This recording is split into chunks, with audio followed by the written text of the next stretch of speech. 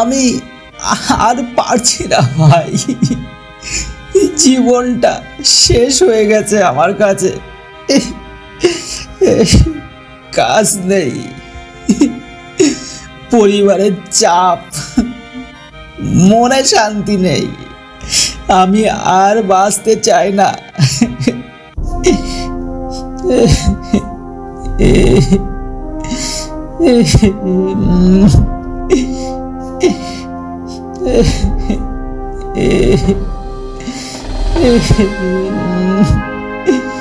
আরে ভাই, আপনি জানেন রাসূল সাল্লাল্লাহু আলাইহি সাল্লাম বলেছেন আশা রাখা ইমানের অংশ। আপনি কষ্টে আছেন ঠিক, কিন্তু আপনি একা নন। আরে আল্লাহ তো বলেছেন আল্লাহ কাউকে তার সাধ্যের বাইরে কিছু দেন না।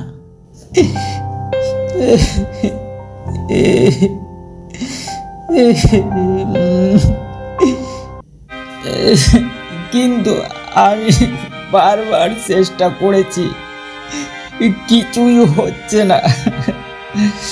মনে হয় আল্লাহ আমায় ভালোবাসেন না।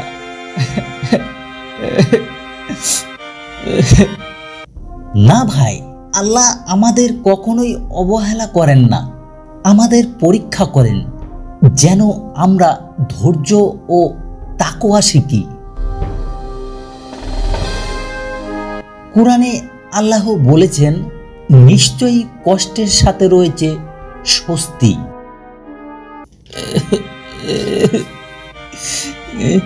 তবে আমি কি দোয়া করলেও আমার কথা আল্লাহ শুনবেন?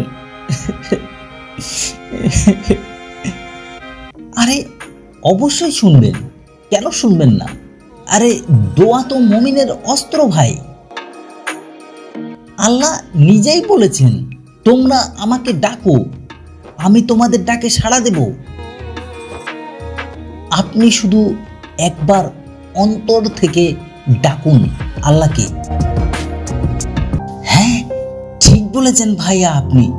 আপনার কথা শুনে যেন কিছুটা হলেও আমার হালকা লাগছে।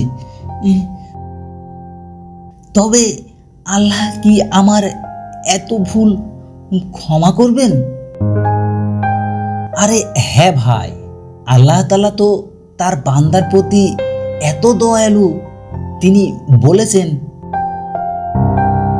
হে আমার বান্দাগণ, যারা নিজেদের উপর সীমা লঙ্ঘন করেছ, তোমরা আল্লাহর রহমত থেকে নিরাশ হও না।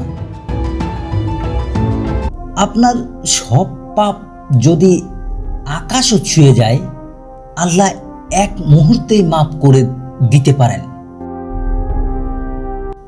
যদি আপনি সত্যিকারের তাওবা করেন, আপনি মন থেকে আল্লাহর কাছে যদি আত্মসমর্পণ করেন, তাহলে আল্লাহ অবশ্যই আপনাকে ক্ষমা করে দেবেন।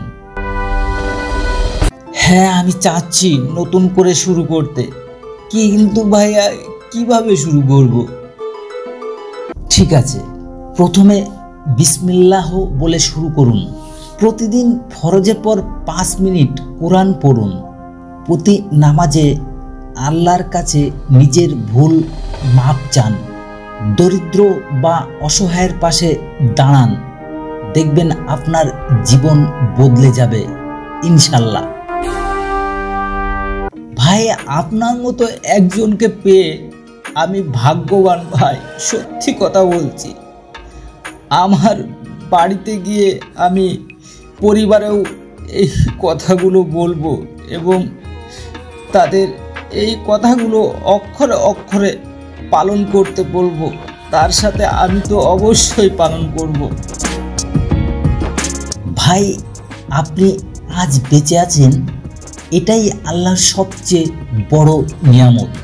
আপনি পরিবর্তন করতে পারেন নিজের জীবন, শুধু আল্লাহকে ভুলবেন না। দেখবেন আপনার সব সমস্যা মিটে যাবে। হতাশা শয়তানের অস্ত্র, আল্লাহর উপর ভরসা রাখো। প্রতিটি কষ্টের পরে শান্তি আসে, এটা আল্লাহর ওয়াদা। আল্লাহর রহমত থেকে নিরাশ হওয়াও গুনাহের কাজ। তাওবার দরজা সব সময় খোলা। দোয়া করো, নামাজ পড়ো, আল্লাহ তোমার কথা শুনছেন।